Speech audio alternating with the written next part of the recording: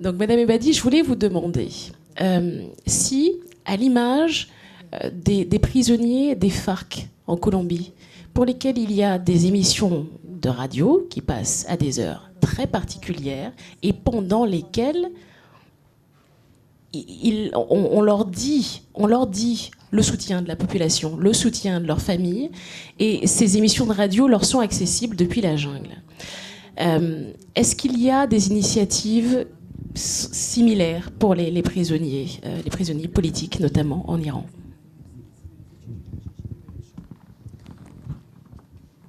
به عنوان مقدمه باید بگم که وقتی کسی زندان میفته بدترین Je dois d'abord vous dire que quand vous vous retrouvez en prison, le pire cauchemar, la pire chose qui puisse vous arriver, c'est d'être persuadé que le monde vous oublie. بنابراین حمایتی که از یک زندانی سیاسی میشه Donc c'est le soutien qui parvient de l'extérieur qui peut permettre à un prisonnier de garder le moral et d'endurer l'épreuve à laquelle il est soumis. و اینکه چگونه این اخبار به زندان میرسه. Pour ce qui est de savoir comment ces signes peuvent parvenir à l'intérieur de la prison, راههای مختلفی هست. par exemple, ce sont les choses qui ont cours dans les prisons. Quand il y a des personnes qui ne sont plus dans des cellules individuelles et qui ont le droit de recevoir des visites, les personnes qui reçoivent des visites, les familles les préviennent.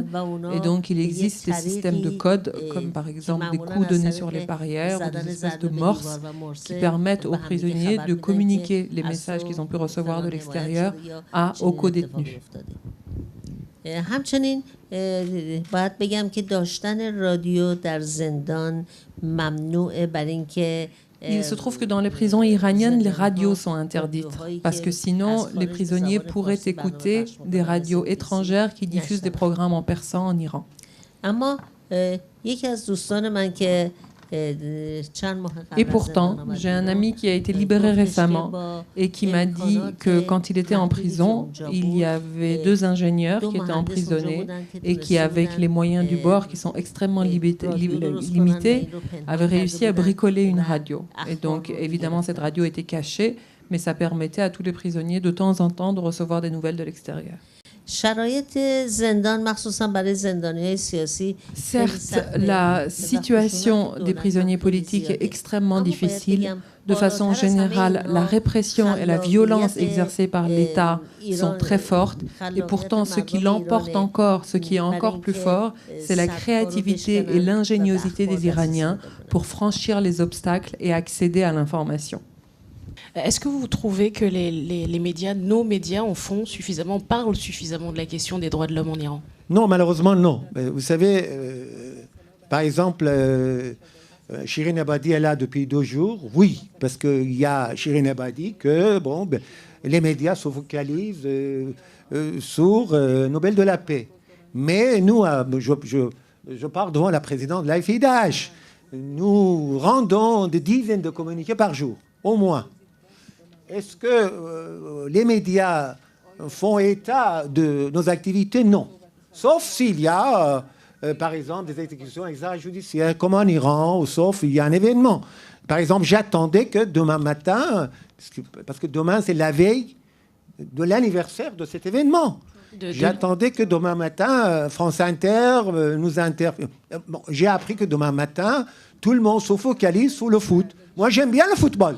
Mais quand même, au-delà du foot, il y a aussi de la vie. Malheureusement, dans certains pays, la vie est complètement confisquée par ces États. Confisquée. Les gens ne vivent plus. Voilà, l'Iran fait partie de ces pays-là. Et c'est là que, malheureusement, nos messages sont souvent peut-être un peu oubliés ou peut-être un peu... Voilà.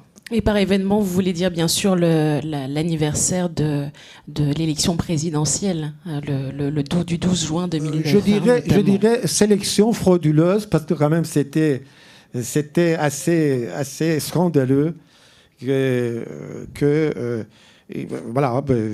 Et quand même, le peuple iranien a payé très cher. Shirin vous a parlé de au moins 70 victimes.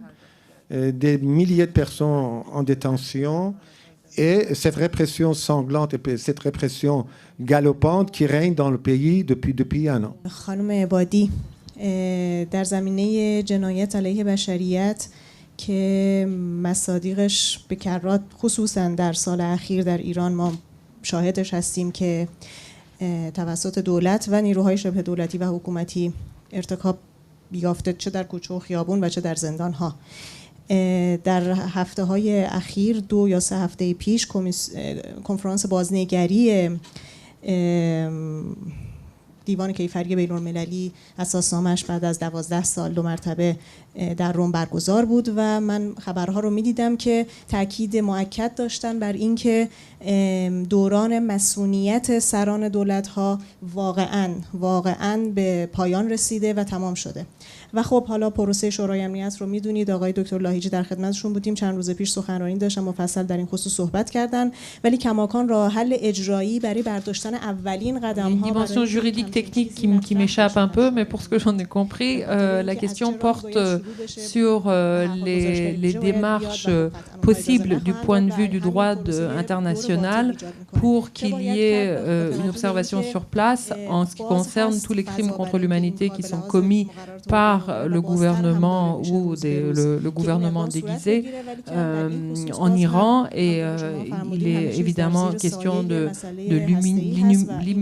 l'immunité accordée aux dirigeants et quelles sont les mesures viables qu'il est possible de prendre aujourd'hui du point de vue du droit international pour juger les personnes qui ont commis ces crimes.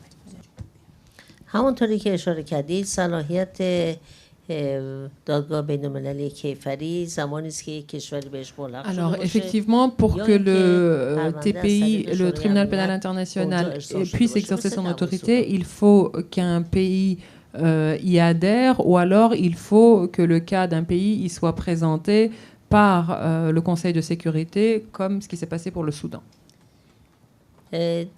دولت ایران به Donc, dans le cas de l'Iran, à partir du moment où il n'adhère pas au TPI, la seule solution, c'est qu'il y ait une intervention du Conseil de sécurité.